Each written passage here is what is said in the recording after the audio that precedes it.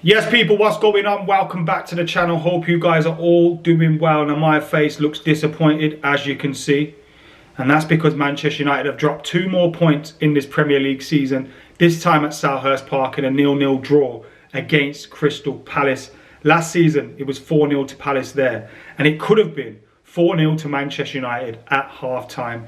We had so many opportunities today. And if it wasn't for Dean Henderson putting what was in the end for Sky Sports a man of the match performance in, and Manchester United not taking their chances, we would have been running out of there with 3 points. And that would have been the first time in 5 games we would have done that if we managed to get a victory there.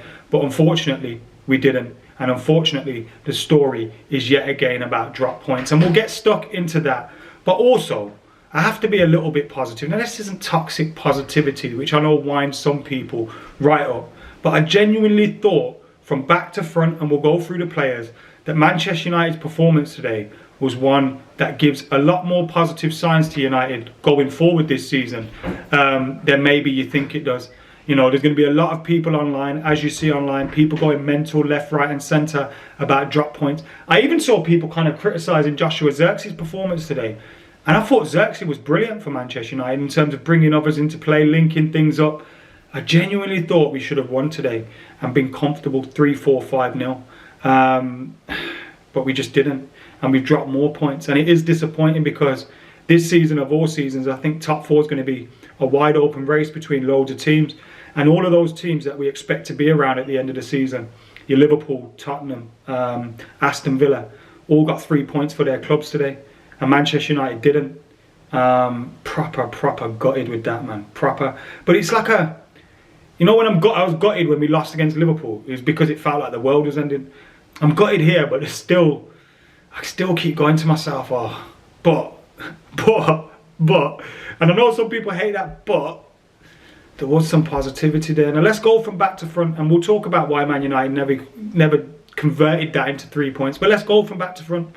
Andre Onana today, I thought he was excellent. Made some fantastic saves. There was a double save he made as well.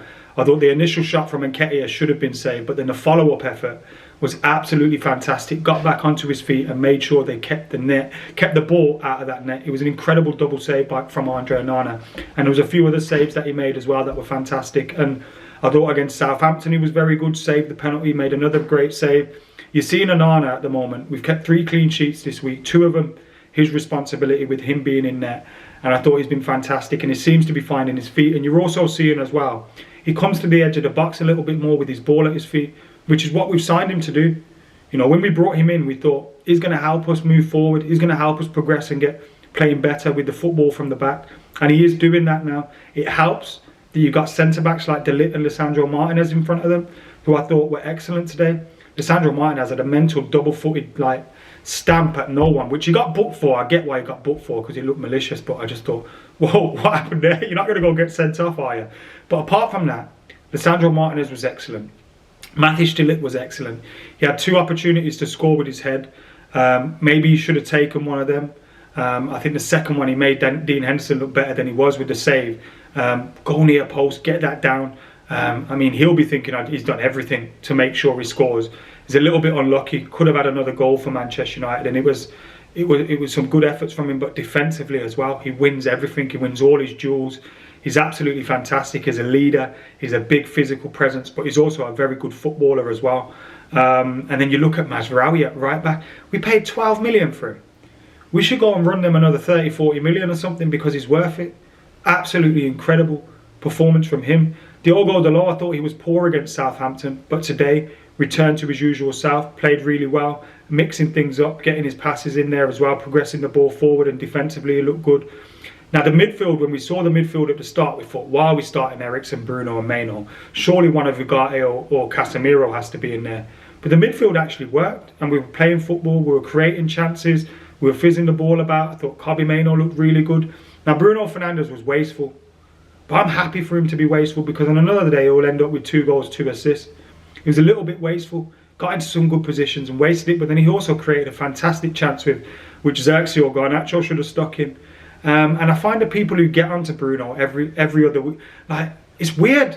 What are you doing? He's one of our best players. We need someone to take those risks, and if anyone's going to take risks in this team, you'd rather it be Bruno Fernandes than anyone else.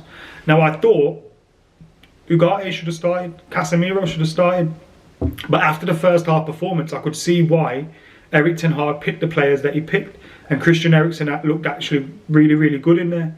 And then the front three, no Rashford from the start, but Garnacho, Xerxes, Amad Diallo had some bright spots. I think, you know, Garnacho and Amad Diallo quietened as the game went on a little bit, maybe from 60-minute onwards. But Garnacho should have scored. Maybe again he sends the shot wide. Maybe he should have gone near post.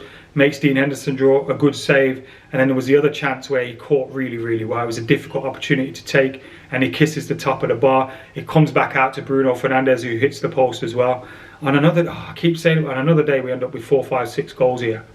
I'm struggling to think how we've managed to come away from there with nothing. Again, Xerxes, I remember one chance he maybe could have done better with his header in the first half at the near post. But his all-round link-up play, I mean, there was one cushioned pass for Bruno Fernandes, and it must look easy to everyone watching, but the difficulty to pull that off and to do it well. And he managed to just find Bruno Fernandes. Bruno Fernandes should have been scoring. He went outside of the foot, just cut it wide. I thought Xerxes' performance was really good.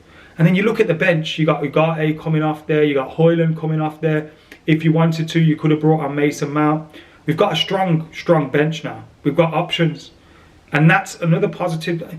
That's what I mean. We've dropped points at Palace, which is disappointing and frustrating. And it's 2 drop points, yes. But also there's so many positives to take out of this that I feel mentally been saying them, because I know what the feedback's going to be. I know what the feeling's going to be at home. And I'm not trying to convince anyone here that it's better than what it is. But I genuinely thought we're showing signs of improvement, and we're showing signs that we're becoming a decent footballing outfit. Now, you can't be dropping too many points, because those teams above you and those teams around you that you want to be with, they'll pull away.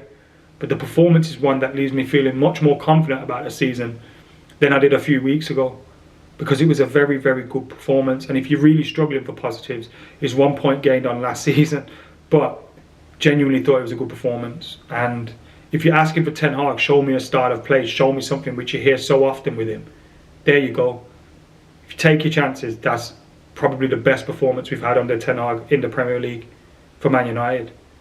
But we didn't, and it's 2 more drop points, and I understand that, and I'm frustrated as anybody about that, but it was actually a good performance from United.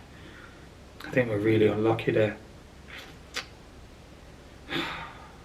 Anyway, let us know your thoughts in the comments below. Make sure you're liking, commenting, sharing, subscribing. I'm sure there's loads of people in there going to be going, Adam, you're stupid, but just let me know why you think that. Am I mad for thinking that was a good performance and it's good signs for the future? Let me know. See you in a bit.